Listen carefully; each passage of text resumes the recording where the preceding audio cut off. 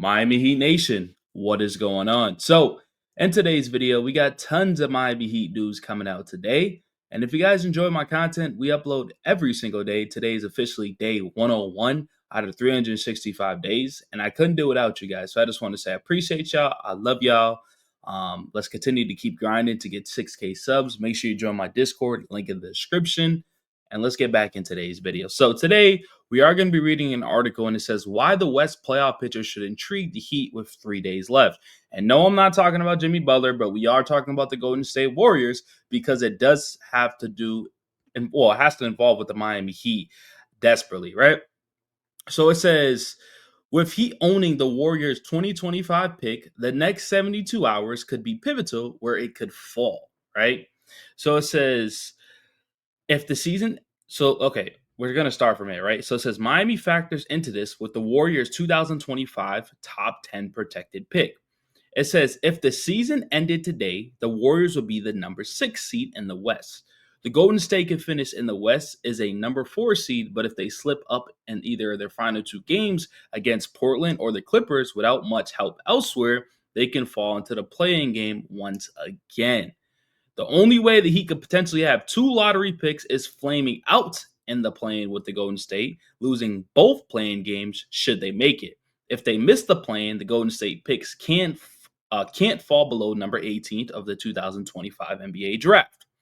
So it says the higher the Golden State pick is, the more it can help the Heat as it pertains to their flexibility with how they can maneuver throughout the board.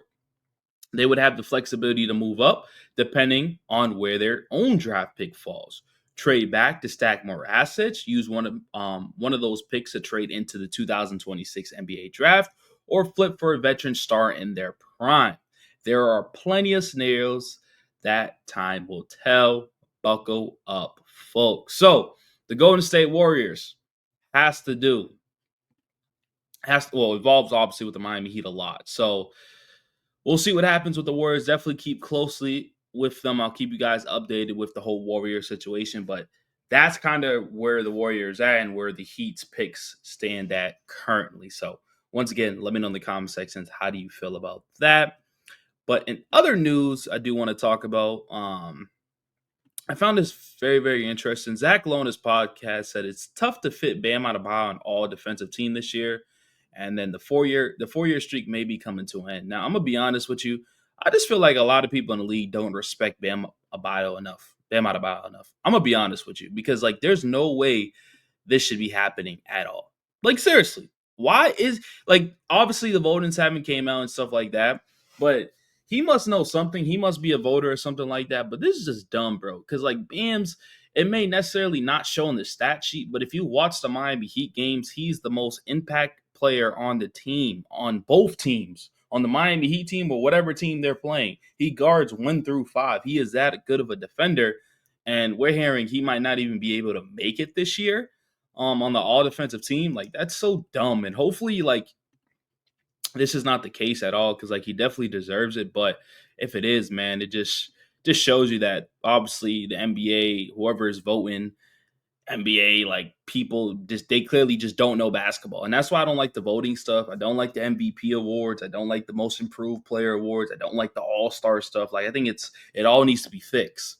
It's like simple as that. You know what I mean? But we'll see what happens. Those will come out very, very soon. But let me know in the comment sections, what do you guys think about that? Like, what's your opinion if Bam does not make it to all defensive team this year?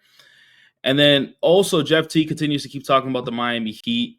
He says, I think the Miami Heat will win the play-in and end up with the 8th seed, but they're going to get swept by the Cavs. Now, if you guys don't know, we got to win 2 games, right? So we got to beat the Chicago Bulls, which we haven't beat the Chicago Bulls this year, right? They swept us. Like, they just have our number, unfortunately, right? So that's going to be a tough out. And then we got to play, I believe, the loser. And that would kind of figure out who gets the 8th seed. So that you play the loser of that 7-8 matchup. Because if you're using that 7-8 matchup, all you got to do is win 1 game. And then also you get 2 chances to win 1 game. But when you're in that 9-10, you only get 1 chance. And if you lose, you're done. So that's kind of where we're at right now. I'm not even worried about that right now because I'm just worried about getting past the Chicago Bulls because, like I said, they swept us. But I mean, if this is the case, I don't think we'll get swept by the Cavaliers. Like, if this is what does happen, we're not getting swept by the Cavaliers. There's no way, right? Um, Especially if we're all healthy. I think we'll make it a series. I'm not saying we're going to go out here and win the series, but I definitely think we could push it to 5-6 for sure. Like, I'm not really too scared of the Cavaliers. So, let me know in the comment sections what do you guys think about this. But before we got to worry about the Chicago Bulls, which has our number currently.